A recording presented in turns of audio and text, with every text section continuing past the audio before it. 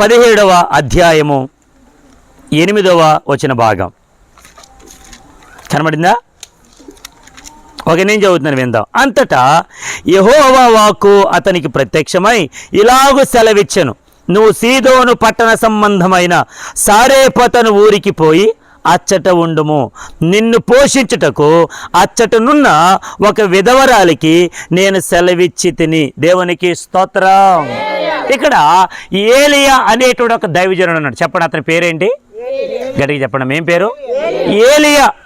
ఈ ఏలియా సేవకుడు ఒకనొక ప్రాంతంలో నివాసం ఉంటుంటే నా దేవుని యొక్క వాక్కు ఏలియాకు ప్రత్యక్షమై ఆ రాజ్యాన్ని పరిపాలిస్తున్నటువంటి అహాబు రాజుతో చెప్పమన్నటువంటి మాట ఏంటంటే, ఇదిగో నువ్వు దేవుని మాట లెక్క చేయలేదు గనక, దేవుని మాట వినలేదు గనక 3.5 సంవత్సరాలు ఈ భూమి మీద వర్షమైనను మంచైనను కురవదు. దేవునికి స్తోత్రం. హల్లెలూయా. గమనించండి, 3.5 సంవత్సరాలు వర్షం లేకుండా, మంచు లేకుండా, ఎటువంటిది కూడా ఆకాశము నుంచి ఏ వర్షపు చినికెనుడు పడకపోతే పంటలు పండుతాయా? ఎవరికైనా పని ఉంటుందా? ఎవరికైనా ఏదైనా ఆహార పదార్థాలు ఉంటాయా? ఏది ఉండదు. మరి 3.5 సంవత్సరాలు ఆ ఆకాశం నుంచి వర్షము పడదు, మంచు పడదు అని దేవుని యొక్క సేవకుడి చేత ఎప్పుడైతే నా దేవుడు సెలవిచ్చాడో, ఇప్పుడు ఆ సేవకుడు చెప్పమన్న మాట ఎప్పుడైతే అహాబు రాజుతో చెప్పాడో, ఇప్పుడు అహాబు రాజు అలాగే ఉండిపోయాడు. కానీ ఇప్పుడు ఈ సేవకుడు బ్రతుకుండాలి కదా, ఈ సేవకుడు పోషింపబడాలి కదా, ఈ సేవకుడు సువార్త చెప్పాలి కదా. మరి ఈ సేవకుడు పోషింపబడాలంటే మరి ఈ సేవకుని పోషించేదెవరు? ఆ దేవాతి దేవుడు. దేవునికి స్తోత్రం. హల్లెలూయా. ఇప్పుడు 3.5 సంవత్సరాలు వర్షమైనను మంచైనను కురవదంటే, ఆహారం ఉండదంటే, పరిణామం ఉండవంటే, ఏ పోషణ ఉండదంటే మరి సేవకుడైనటువంటి ఏలియా ఎలా పోషింపబడ్డాడు అని అడిగితే, ఇప్పుడు దేవుని వాక్కు మరలా ఏలియాకి ప్రత్యక్షమైంది. ఏలియా, నువ్వెంత మాత్రం కూడా ఇక్కడ ఉండొద్దు. ఇదిగో ఆ తూరు ప్రాంతానికి, లేదంటే సీదోను ప్రాంతానికి అక్కడ సెలవిబడినటువంటి మాట ఏంటంటే 8వ వచనంలో, ఇదిగో నువ్వు ఎక్కడికి వెళ్ళాలంటే సీదోను పట్టణ సంబంధమైనటువంటి సారేపతు అనేటువంటి గ్రామానికి వెళ్ళు. దేవునికి స్తోత్రం. ఏ గ్రామం అంట? సారేపతు అనే గ్రామానికి వెళ్ళు. ఆమేన్. ఉదాహరణకి సారేపతు అనేటువంటి గ్రామము ఈ కొంపంగి గ్రామం అనుకుందాం. ఆమేన్. ఇప్పుడు ఈ కొంపంగి గ్రామానికి వెళ్ళు. మరి కొంపంగి గ్రామంలో ఎవరుంటారయ్యా? ఆ కొంపంగి గ్రామంలో కూడా వర్షం పడదు కదా, ఆ కొంపంగి గ్రామంలో కూడా ఆ మంచు కూడా పడవదు కదా, ఏ ఒక్కరు కూడా పోషించలేరు కదా, ఏ ఒక్కరు నాకు తోడుగా ఉండరు కదా అని అడిగితే, ఇప్పుడు దేవుడు చెప్పిన మాట ఏంటంటే, ఇదిగో నువ్వు సొమ్మసిల్లిపోయినప్పుడు, నువ్వు బలహీన పడుతున్నప్పుడు, నీకు బలం ఇవ్వడానికి, నీకు శక్తిని ఇవ్వడానికి, నిన్ను లేవనెత్తడానికి సారేపతు అనేటువంటి గ్రామంలో ఒక విధవరాలిని నిన్ను పోషిస్తుంది. దేవునికి స్తోత్రం. ఎవరు పోషిస్తారంట? గట్టిగా చెప్పండి అమ్మా.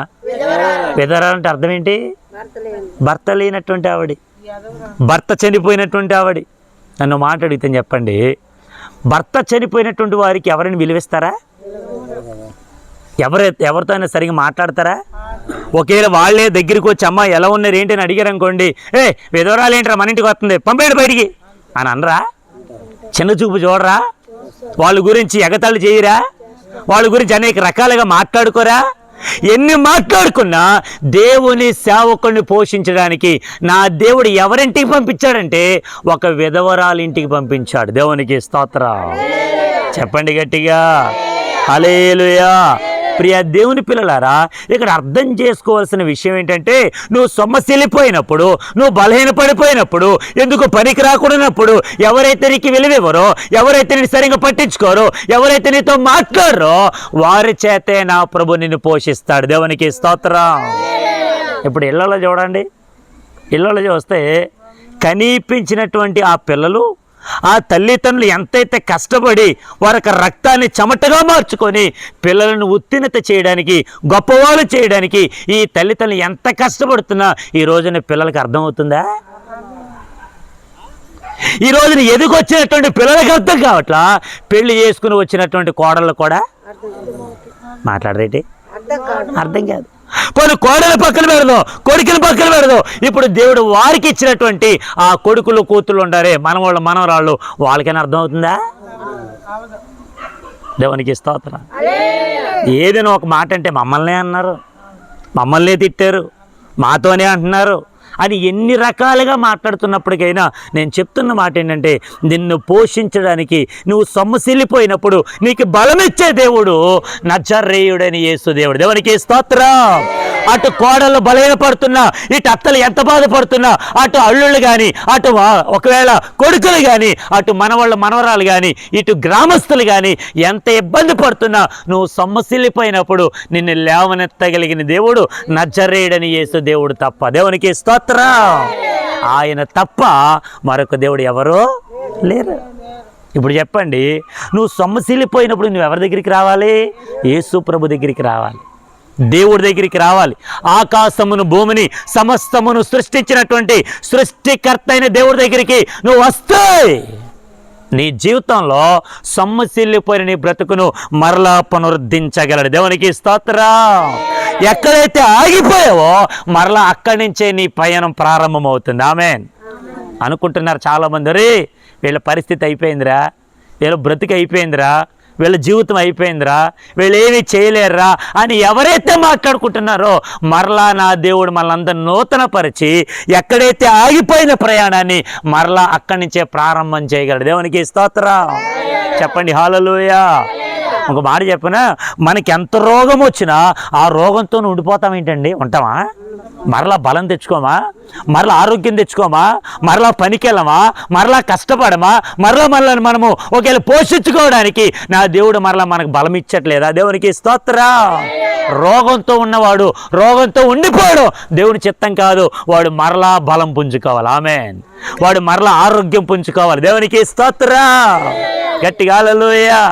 కాబట్టి మనము దినదినము అభివృద్ధిలోనికి రావాలి. అలా రావాలి అంటే నువ్వు ఎక్కడికి రావాలో తెలుసా? దేవుని దగ్గరికి రావు. ఇప్పుడు రండి, ఈ ఏలియా సేవకుడు ఎప్పుడైతే రాజుతో చెప్పాడో ఆ రాజు అనేక రీతికి ఇబ్బందులు పడుతున్నాడేమో కానీ సేవకుని పోషించడానికి, సేవకుని బలం ఇవ్వడానికి, సేవకుని లేవనెత్తడానికి నువ్వు సొమ్మసిల్లిపోకూడదు. నువ్వు అనేక మందికి సువార్త చెప్పడానికి, ఇదిగో ఏ గ్రామానికైతే నేను పంపిస్తున్నానో ఆ సారేపతి గ్రామంలో ఒక విధవరాలు చేత నేను నిన్ను పోషిస్తాను. దేవునికి స్తోత్రం. విధవరాలు బయటికి వెళ్తేనే అనేక రకాలుగా చిన్న చూపు చూసేటువంటి మనుషుల పట్ల ఏ పని చేయాలని, అయ్యో ఆ పనికి వెళ్తే వాళ్ళు ఈ మాట అంటారు, ఈ పనికి వెళ్తే వీళ్ళు ఈ మాట అంటారు, ఎక్కడికి వెళ్ళినా లోకంలో పడి తిరిగినా ఒకవేళ రోడ్లంటే పని వెళ్తున్నప్పటికైనా ఎన్నో మాటలు పడతాం. కాబట్టి నేను ఎక్కడికి వెళ్ళదలుచుకోలేదు, నేను ఇంట్లోనే ఉంటానని చెప్పి ఆ విధవరాలు ఇంట్లో ఉండిపోయింది అనుకోండి, మరి ఎలా పోషింపబడుతుంది? ఎవరు పోషిస్తారు? ఎవరు తోడుగా ఉంటారు? దిక్కులేని వారికి, గట్టిగా చెప్పండి అమ్మా, దిక్కులేని వారికి దేవుడే దిక్కు. ఆమేన్. ఆమేన్ అనండమ్మా. ఆమేన్. కాబట్టి ఇప్పుడు ఈ యొక్క సేవకుడైనటువంటి ఏలియాకి ఎవరిని దిక్కు చేశాడు రా దేవుడు అని అడిగితే ఎవరిని చేశాడు తెలుసా? సారేపతు గ్రామంలో ఉంటున్న ఒక విధవరాలని. దేవునికి స్తోత్రం. చెప్పండి హల్లెలూయా. అసలు సారేపతి గ్రామంలో అసలు ఆ విధవరాలు బ్రతికి ఎలా ఉందో చూద్దామా? చదవన మాట అందులో 10వ వచన భాగంలో, అందుకతడు లేచి సారేపతునకు పోయి పట్టణపు గవని యొద్దకు రాగా ఒక విధవరాలు అచ్చట కట్టెలు ఏరుచుండట చూచి ఆమెను పిలిచి త్రాగుటకై పాత్రతో కొంచెం నీళ్లు నాకు తీసుకుని రమ్మని వేడుకున్నాను. 11వ వచనం, ఆమె నీళ్లు తేబోచుండగా అతడు ఆమెను మరలా పిలిచి నాకొక రొట్టె ముక్కను నీ చేతిలో తీసుకుని రమ్మని చెప్పాను. దేవునికి స్తోత్రం. అప్పటికే ఆ గ్రామానికి వెళ్ళాడంట, ఆ గ్రామం యొక్క గవిని దగ్గరికి వెళ్ళాడంట. వినండి అన్న. ఎప్పుడైతే గవిని దగ్గరికి వెళ్ళగానే ఒక విధవరాలు కట్టెలు ఏరుకోవడానికి, పొలాలు ఏరుకోవడానికి అక్కడికి వచ్చిందంట బయటికి. దేవునికి స్తోత్రం. చెప్పండి హల్లెలూయా. ఏం ఏరుకోవడానికంట? గట్టిగా చెప్పండి అమ్మా. ఈ రోజున ఇదివరకు గ్రామాల్లో చాలా వరకు ఇప్పటికీ కట్టెలు పొయ్యి ఉండేది, ఎప్పటికీ ఉంది. కానీ ఇప్పుడు అంతా గ్యాస్ వచ్చేసింది కదా. ఏమొచ్చింది? గ్యాస్ వచ్చేసరికి ఎంత సుఖం వచ్చేసిందో మనకి. పోన్లే గ్యాస్ వచ్చేసరికి మనకి ఏమొచ్చింది? గట్టిగా చెప్పండి, పర్లేదు, సుఖం వచ్చేసింది. ఇప్పుడు గ్యాస్ వచ్చినా వండలేకపోతున్నారు. గ్యాస్ వచ్చినా వండలేకపోతున్నారు పిల్లలు. ఆ గ్యాస్ ఎలా తిప్పాలో, దాన్ని ఎలా వెలిగించాలో, ఎంత నూనె వేసుకోవాలో, ఎంత మంట పెట్టాలో తెలుస్తుందా? నేను ఎందుకు చెప్తున్నానంటే కట్టెలు ఏరుకోవడానికి బయటికి వెళ్ళిందంట ఆ తల్లి. అంటే ఎంత దరిద్రత స్థితిలో ఉందో ఆలోచించండి. ఒకవేళ ఆ తల్లి ఎప్పుడైతే బయటికి వెళ్ళిందో, కట్టెలు ఏరుకుంటుందో, సేవకుడు చూచాడు, అమ్మా అని పిలిచాడు. అమ్మా అని పిలవగానే ఆమె పలికింది. ఇప్పుడు ఒక మాట అంటున్నాడు, అమ్మ కొంచెం త్రాగడానికి నీళ్లు ఇవ్వమ్మా. బాగా ఆలకించండి. ఈవిడున్న పరిస్థితే కష్టకాలం. ఆమెన్. ఈవిడున్న పరిస్థితే చాలా గడ్డు కాలం. అసలే ఏరుకోవడానికి, పొలలు ఏరుకోవడానికి, కట్టెలు ఏరుకోవడానికి బయటకు వచ్చింది. అటువంటి ఆవిడ చేతిలో మంచినీళ్ళు ఎక్కడ ఉంటాయి? నేను అంటున్నాను, ఇల్లు ఇదే అయితే ఏరుకోవడానికి బయటికి ఇదిగో ఈ పక్కకు వచ్చి ఉంటాడు అంతే. ఆ గవరి దగ్గర ఇల్లు ఉంటుంది అయితే, అందుకే ఏరుకోవడానికి రాగానే ఇప్పుడు సేవకుడు చూచాడు. సేవకుడు చెప్తున్నమాట, అమ్మ కొంచెం త్రాగడానికి నీళ్లు తీసుకురమ్మనగానే ఆమె వెంటనే మాట విన్నది. ఆమెన్ చెప్పండి. హల్లెలూయా. నేను అక్కడ అర్థం చేసుకోవాల్సిన విషయం ఏంటంటే, మనందరం ఎప్పుడైతే సేవకుడు చెప్పగానే ఆ సేవకుడు మాట విని నీళ్లు త్రావడానికి లోపలికి వెళుతుంది. ఇప్పుడు ఎవరైనా అలసిపోయి మన ఇంటికి వచ్చారనుకోండి, అమ్మ కొంచెం త్రాగడానికి నీళ్ళు ఇవ్వండి, మనం ఏం చేస్తాం చెప్పండి అమ్మా? ఏమమ్మా ఇప్పుడే వచ్చామండి ఇస్తామండి అంటాం. దేవునికి స్తోత్రం. మంచినీళ్ళు కాబట్టి ఇచ్చేస్తాం.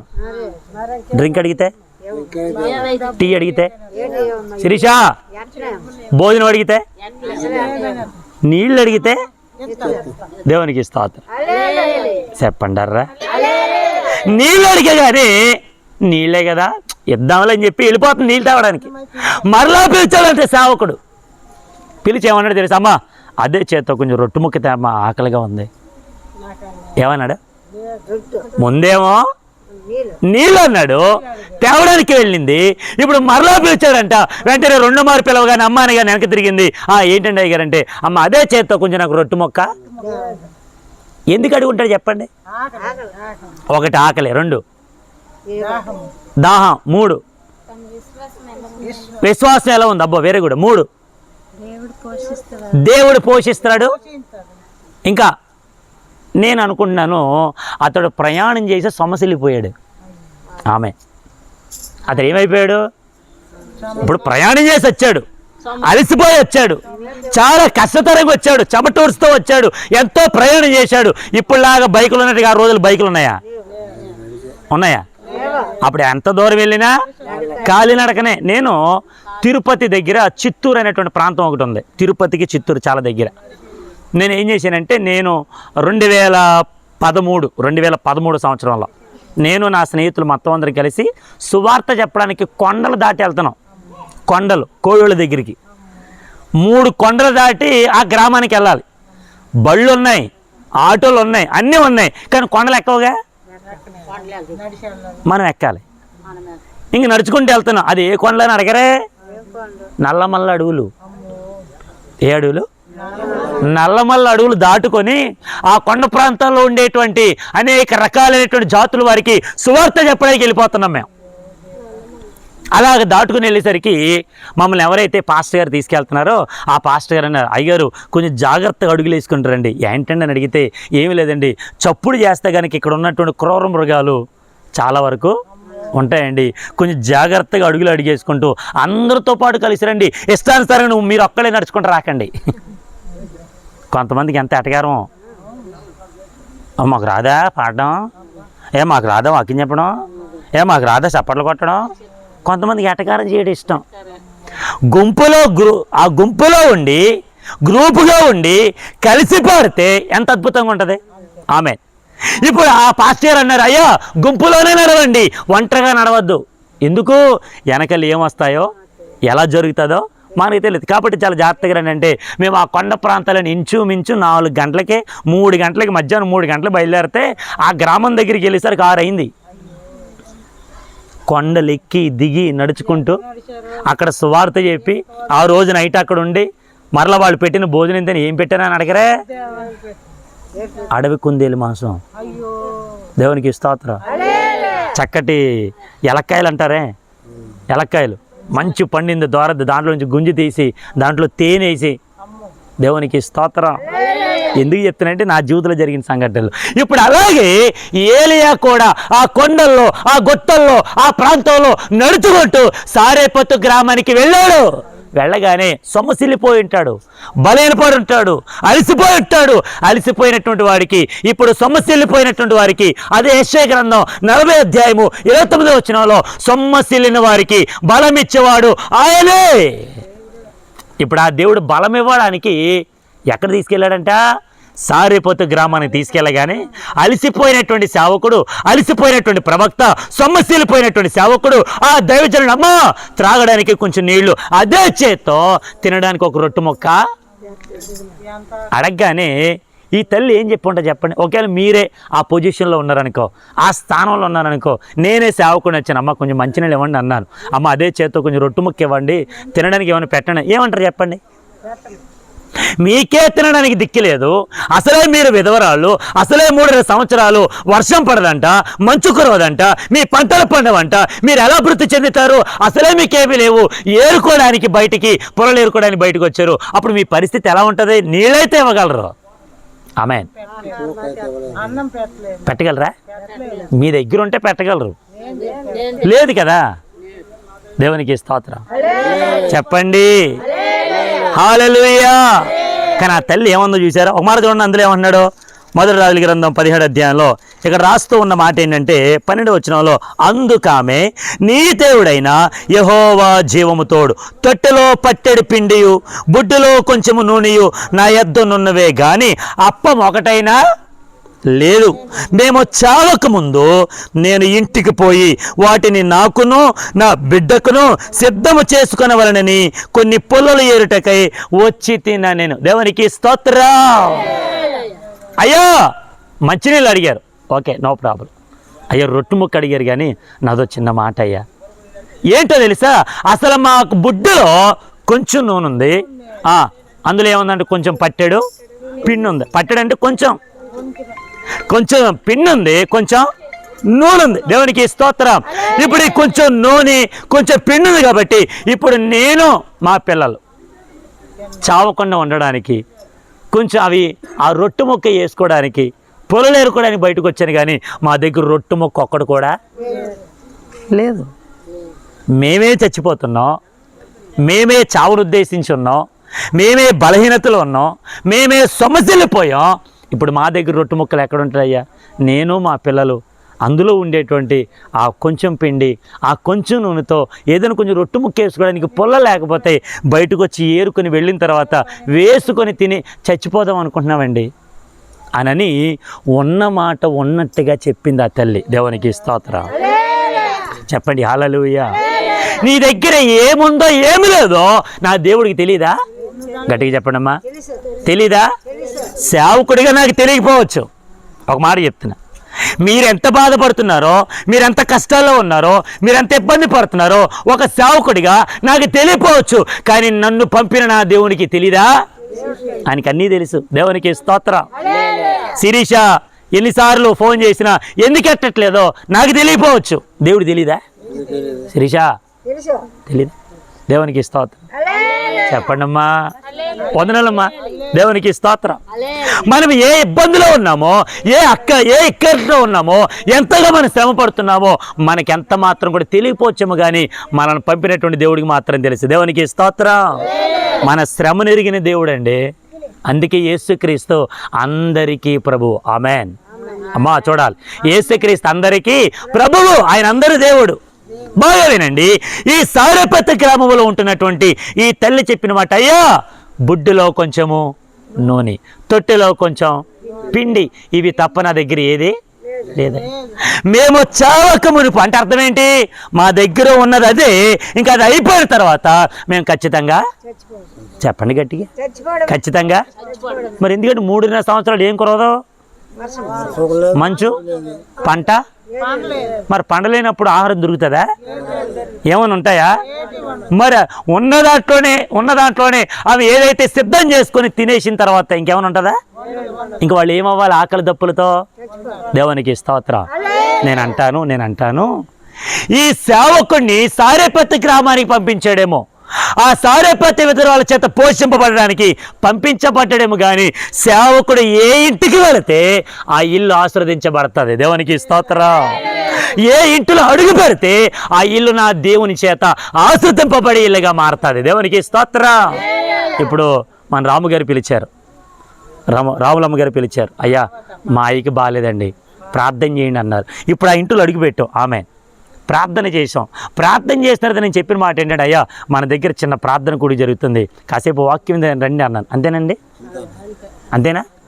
నా దగ్గర భోజన పదార్థాలు ఏమి లేవు, నా దగ్గర డబ్బు లేదు, కానీ నా దగ్గర దేవుడు ఇచ్చిన వాక్యం ఉంది. కొంచెం వాక్యం చెప్తాను రండి సార్ విందరిగా అన్న. అంతేనా సార్? రాము గారికి అదే చెప్పాను, పార్వతమ్మ గారికి అదే చెప్పాను. ఆమెన్. హల్లెలూయా. గట్టిగా హల్లెలూయా. ఈ రోజున డబ్బు ఉంటే సుఖం ఉంటుంది అనుకున్నారు, ఎక్కడా ఉండదు. డబ్బు ఉంటే సుఖం దొరుకుతుంది, డబ్బు ఉంటే అనేక రకాలుగా పోషింపబడతాం, డబ్బు ఉంటే మేమందరం చాలా బతుకుతాం అని అనుకుంటారు, ఎక్కడా ఉండదు. డబ్బు ఉన్న వాళ్ళ దగ్గరికి వెళ్ళి అడగండి, వాళ్ళ కష్టాలు చెప్పుకుంటే రోజంతా సరిపోదు. ఆమె అన్ని కష్టాలు. డబ్బు లేని వాళ్ళు వెళ్ళాలి చూడండి, ఎంత సంతోషమో ఎంత ఆనందమో. ఎందుకని ఉంటే తింటారు, లేకపోతే బయటకు వచ్చిన కాసేపు అందరితో మాట్లాడి చాలా సంతోషంగా చాలా ఆనందంగా ఆ సమయాన్ని గడుపుతారు. దేవునికి స్తోత్రం. నేనంటాను, అటు డబ్బున్న వాడికైనా ఇటు డబ్బు లేని వాడికైనా దేవుడు ఒక్కడే ఆధారం. దేవునికి స్తోత్రం.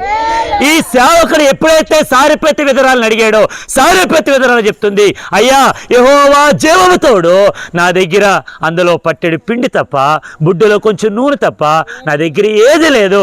మేము చావక ముందే పొల్లలు ఏరుకొని ఇంటికి వెళ్ళి అందులో ఉండేటువంటి పిండితో కొంచెం రొట్టె చేసుకొని తిని చచ్చిపోదాం అనుకున్నామండి అని ఉన్న మాట ఉన్నట్టుగా చెప్పింది ఆ తల్లి. దేవునికి స్తోత్రం. చెప్పండి హల్లెలూయా. అంటే ఈ సేవకుడు ఇటు అలిసిపోయాడు, అటు ఆ సారెపత్తి విధురాలు అలిసిపోయారు, ఇద్దరూ సొమసిల్లిపోయారు. ఇప్పుడు వీళ్ళిద్దరికి బలం ఇచ్చిన వాడు ఎవరో తెలుసా? నజరేయుడని యేసు దేవుడు. దేవునికి స్తోత్రం. చూడండి అందులో ఏమన్నాడు చూడండి, చివర 13వ వచ్చిన భాగంలో, అప్పుడు ఏలియా ఆమెతో ఇట్లా, నేను భయపడవద్దు, పోయి నీవు చెప్పినట్లు చేయము, అయితే అందులో నాకు ఒక చిన్న అప్పము మొదట చేసి నా యొద్దకు తీసుకుని రమ్ము, తరువాత నీకును నీ బిడ్డకును అప్పములు చేసుకొనుము. దేవునికి స్తోత్రం. ఓకే, నువ్వు చెప్పిన మాట నిజమే కావచ్చు అమ్మా, అయితే అందులో మొదటిగా చిన్న అప్పం. హల్లెలూయా. చెప్పండి అమ్మా హల్లెలూయా.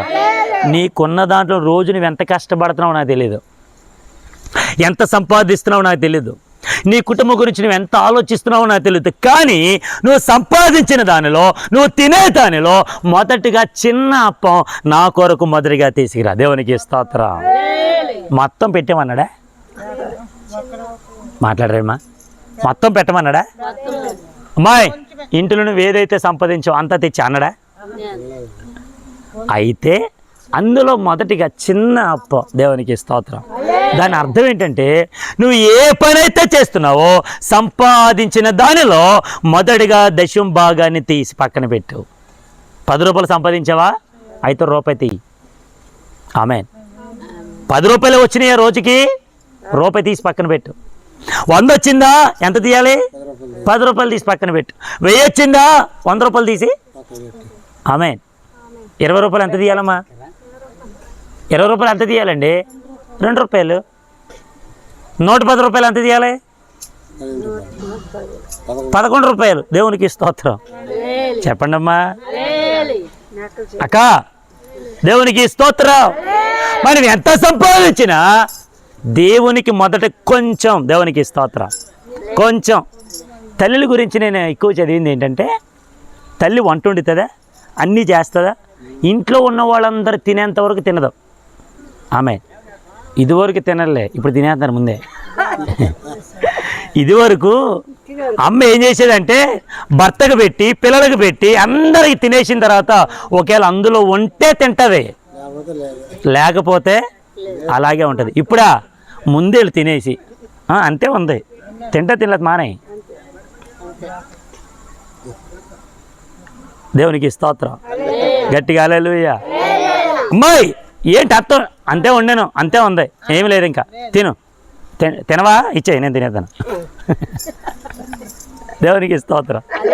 హల్లెలూయా. ఇప్పుడు సిరేషన్ వాళ్ళ లేవు కదా, దేవునికి స్తోత్రం. చెప్పరేంటి గట్టిగా హల్లెలూయా.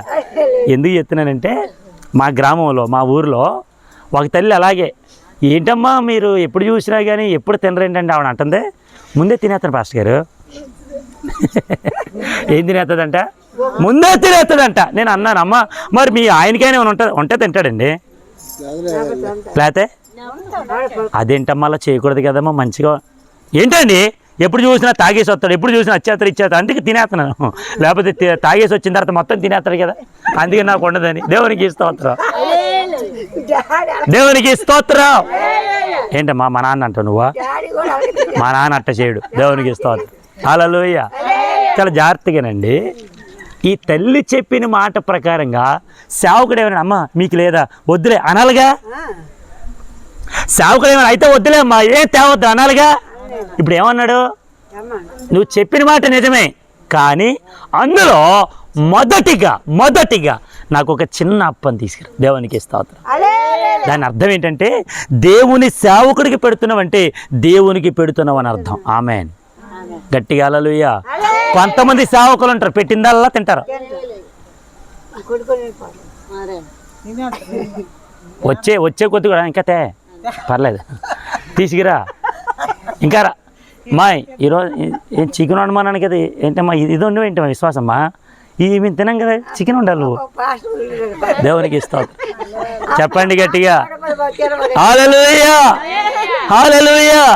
ఇప్పుడు మీరు ఎప్పుడైనా గమనించండి, మేము ఒక ప్రాంతానికి వెళ్తాం, ఏ గ్రామానికి వెళ్ళినా అందరూ కూడా చాలా చక్కగా ప్రేమించి అయ్యగారు వచ్చారని చెప్పి అన్నీ పెడతారు. మేము ఇంత తింటాం, ఇంత తినేసరికి వాళ్ళు అంటారు, పాస్టర్ గారు ఇదంతా మీకోసమే కదా తినండి. నేను అంటున్నప్పుడు పొట్ట కట్టేస్తానమ్మా తెచ్చండి. ఇప్పటికీ పాస్టమ్ గారికి నాకు వాళ్ళు పెట్టిన పేరేంటంటే, పాస్టర్ గారు అసలు ఏమీ తినరండి, ఏం తినట్లేదండి. మనకి ఎందుకండి ఆహారం. దేవునికి స్తోత్రం. దేవుడు అన్నాడు ఎంత తినాలో అంత తిను, ఎంత కష్టపడాలో అంత కష్టపడు. నువ్వు ఏ కష్టం చేయకుండా వచ్చిందో తింటున్నావంటే, రోజు నువ్వు తినే కొద్ది ఏ పని చేయకుండా ఉంటే ఏమైపోతావు? వద్దులే ఆ మాట బాలేదు కానీ లావు అయిపోతావు. దేవునికి స్తోత్రం, హల్లెలూయా. ఏమైపోతావు? లావు అయిపోతావు. ఇప్పుడు లావు అయిపోతావు, కదులుతుంది అని కాళ్ళు వాసిపోతాయి, చేతులు వాసిపోతాయి, పొట్ట ముందుకు వచ్చేస్తుంది, నడ్డానికి వెళ్ళిపోద్ది. దేవునికి స్తోత్రం. నువ్వు ఏదైతే తింటున్నావో నా దేవుడు నీకు ఎంత ఇస్తున్నాడో తిను. తినడం తప్పు కాదు, తినిన దాన్ని బట్టి కష్టపడు. ఆమేన్. నువ్వు ఎంతైతే కష్టపడతావో అంత ప్రతిఫలం నా దేవుడు నీకు ఇస్తాడు. నువ్వు కష్టపడకుండా అన్నీ వచ్చేవాడు వస్తుందా? శిరీషమ్మ, అన్నం వండకుండా అన్నం వచ్చేస్తుందా? ఎవరు అన్నారంట, కొండలో ఉన్న కోడు కొండలో ఉండిపోవాలండి, కానీ కొడుకు మాత్రం అయిపోతాడా? పెట్టాయి ఆహార పదార్థాలు, దాంట్లో ఉండేటువంటి పోషకాలు అన్నీ కూడా అందాలు పెట్టకి, అప్పుడు వీడు ఏమవుతాడు? ఎదుగుతాడు. అలాగే దేవుని వాక్యాన్ని వింటే, దేవుని వాక్యాన్ని నెమరు వేసుకుంటే, దేవుని వాక్యాన్ని ధ్యానిస్తే మన జీవితాలు కూడా బలాభివృద్ధి చెందుతాం. హల్లెలూయా, చెప్పండి హల్లెలూయా. అయ్యా నాకు బలం లేదండి, అయ్యా నాకు శక్తి లేదండి, అయ్యా నాకు ఆరోగ్యం లేదని అంటే నువ్వేం చేస్తున్నావు? వాక్యాన్ని నెమరేయట్లేదు, వాక్యానుసారంగా బ్రతకట్లేదు.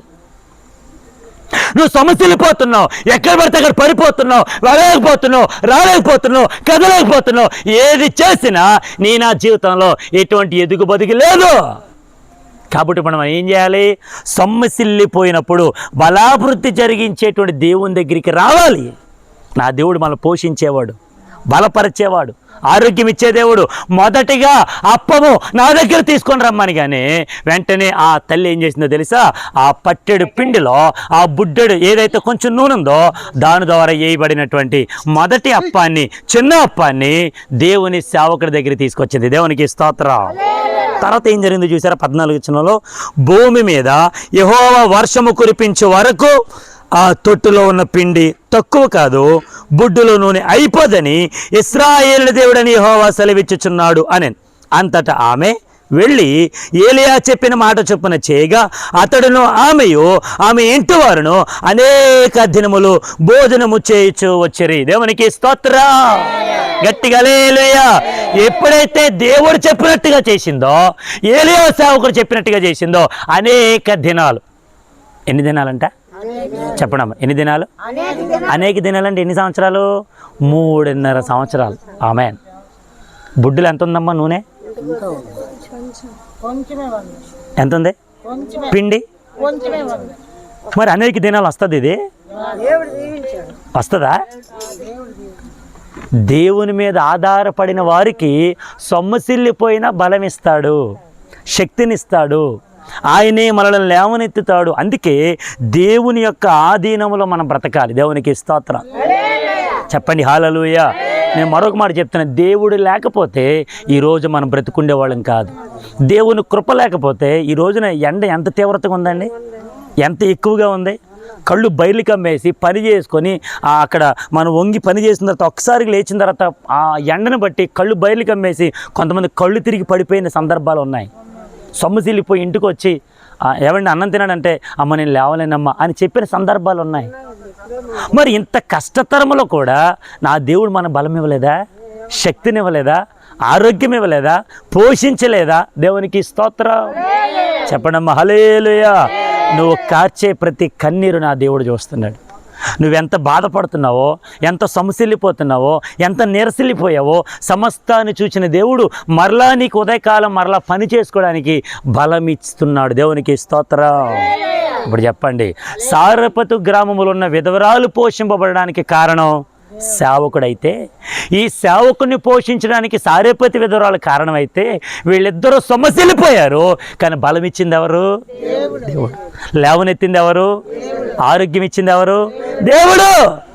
ఇప్పుడు అదే దేవుడు నీకు ఒక మాట సెలవిస్తున్నాడు, నువ్వు సొమ్మసిల్లిపోయావా? అయితే రా నా దగ్గరికి, నేను నీకేమిస్తాను? బలం ఇస్తాను, శక్తిని ఇస్తాను, నిన్ను లేవనెత్తుతాను, నిన్ను ఉద్ధరిస్తాను, నీకు బలాభివృద్ధి చేస్తాను, క్షేమాభివృద్ధి ఇస్తాను, నీ జీవితంలో నువ్వు ఎదుర్కొంటున్న ప్రతి సమస్య నుంచి నీకు విడుదల ఇస్తాను, రా నా దగ్గరికి. దేవునికి స్తోత్రం చెప్పండి, హల్లెలూయా. కాబట్టి యేసు ప్రభు దగ్గరికి ఉందాం. యేసు ప్రభుతో కలిసి ఆ నిత్య రాజ్యంలో బ్రతకాలంటే మనం సొమ్మసిల్లిపోయినా పర్వాలేదు, బలమిచ్చే దేవుడు మనకున్నాడు. ఆయన మనల్ని నడిపిస్తాడు, ఆయన ముందుకి మనల్ని ఎంతగానో తీసుకువెళ్తాడు, గొప్ప ఆశీర్వాదాలు మనందరిపై కుమ్మరిస్తాడు. అట్టి కృప, అట్టి ఆశీర్వాదాలు ప్రభు మనందరికీ అనుగ్రహించునుగాక. పరలోక రాజ్యము కొరకు సిద్ధపడుదుముగాక, పరలోక రాజ్యములో ఎత్తబడుదుముగాక, యేసు ప్రభుని ఎదుర్కొందుముగాక. అట్టి కృప, అట్టాశీర్వాదాలు మన ప్రభు మనందరికీ అనుగ్రహించునుగాక. అందరికి వందనాలండి. దేవుడి మాటలు మన వెనుకలో దీవించునుగాక. అందరూ మోకరించండి, చిన్న ప్రార్థన చేసుకుందాం. ప్రార్థన.